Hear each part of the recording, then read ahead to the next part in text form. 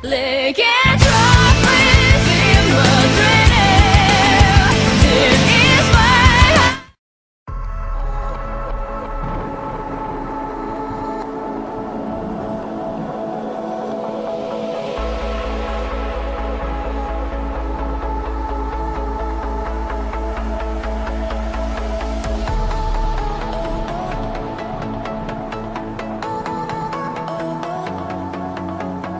Hello les otaku et notaku et bienvenue sur ma chaîne manga. Je sais que ça fait super longtemps que je vous avais pas fait de vidéo, mais aujourd'hui je suis de retour pour une toute nouvelle série qui se nomme les 5 personnages de la semaine. Donc pour commencer cette série, entre guillemets, je vais commencer avec Barbe Noire, qui est un terrible pirate qui a surpassé plusieurs pirates tels que Barbe Noire, Barbe Blanche et Ace au point ardent, qui est entre guillemets le frère de Luffy, donc qui lui a piqué le fruit du démon de Barbe Blanche, qui lui permet d'avoir 2 fruits du démon grâce à son fruit du démon.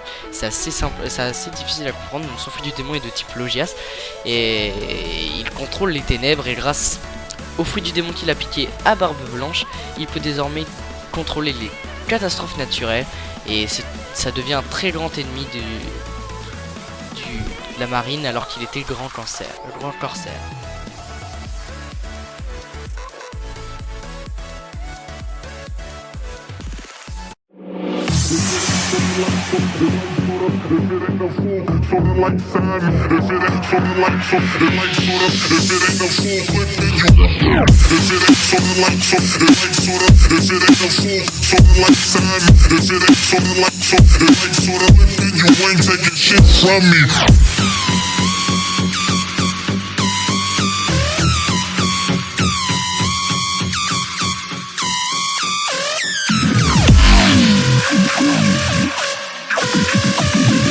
Je vais vous présenter le deuxième personnage, qui est Deidara de Naruto. Donc pour moi c'est le personnage de manga que j'ai peut-être le plus kiffé. J'adore vraiment ce personnage. Il est vraiment emblématique dans Naruto, je trouve. C'est un membre de l'Akatsuki qui contrôle l'argile et qui se fait terrasser malheureusement par Sasuke. Et en plus ça colle vraiment bien avec l'histoire, car il avait déjà eu des problèmes avec Itachi pour se faire recruter. D'ailleurs dans l'Akatsuki, il avait fait en gros ses recrutements contre Itachi. C'était vraiment un beau combat, vraiment l'un des meilleurs je trouve. Sasuke contre Deidara. Donc pour moi l'un des plus gros tarés de cet animé, car il est complètement taré avec son art et tout, et je trouve que sa personnalité est vraiment bien écrite et j'adore vraiment ce personnage. Et voilà, donc même si je suis pas vraiment trop Naruto, même si j'ai un peu repris là en ce moment, je trouve que Deidara est quand même énorme, je trouve. Enfin, c'est mon point de vue, donc voilà pour ce deuxième personnage de cette série.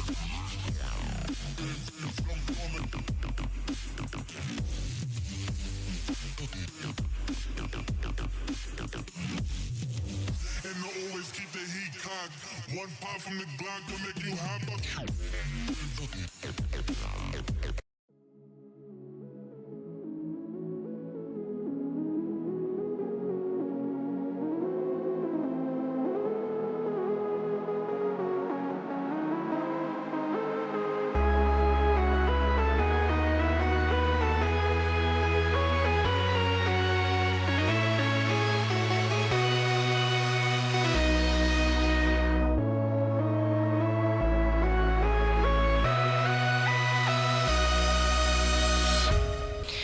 Donc en troisième personnage, je vais vous présenter Rika de la série Shunibyo Demokoi Yagashidai. Un truc de genre, c'est une jeune fille qui pense avoir des super pouvoirs, et on voit des combats épiquement épiques dans cet animé, donc comme vous pouvez le voir ici. Et en fait ce n'est pas du tout ça, hein. C'est vraiment comme si que nous on était au lycée, en école primaire, et qu'on croyait au Pokémon, et qu'on fightait contre des gens avec des cartes, et qu'on pensait vraiment avoir des super pouvoirs. Bah là, comme vous pouvez voir, en fait elle ne se bat qu'avec un parapluie, et ce personnage est vraiment très intéressant. L'anime est vraiment énorme, moi j'ai vraiment trop kiffé Shunibyo. C'est vraiment une histoire plutôt intéressante entre quelqu'un qui a eu cette maladie et quelqu'un qui ne l'a plus, qui se rencontre et qui en fait finir par s'aimer, et c'est vraiment assez génial. J'ai vraiment kiffé cette animation, donc voilà. Donc très beau personnage de Rika.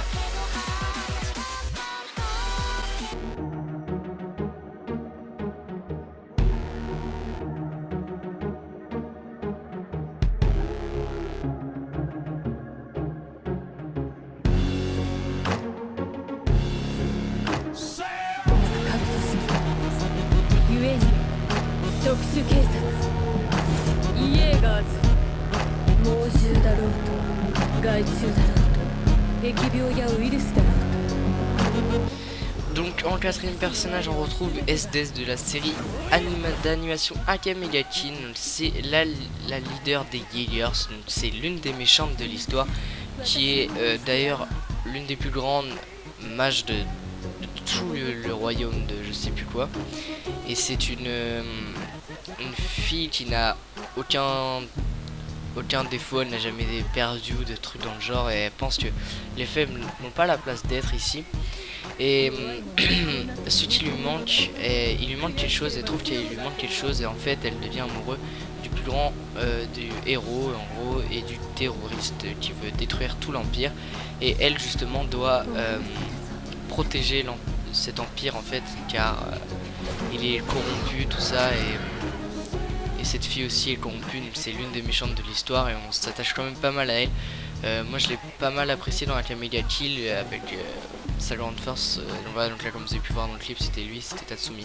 Donc voilà, donc en gros l'histoire c'est que les nobles tuent les pauvres en gros, et du coup les pauvres se sont un petit peu mis en question et tout, et ont voulu tuer en gros veulent tuer le roi pour pouvoir arrêter ce massacre et tout.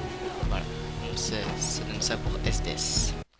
Donc pour ce dernier personnage on retrouve de la série Overlord de Momonga-sama, qui est un des mages les plus ultimes d'un jeu, qui décide de rester jusqu'à la fin des serveurs, car les serveurs ont des problèmes, du coup il décide de fermer le serveur, et Momonga-sama décide de rester jusqu'à la fin, et on lui cède les droits de la guilde.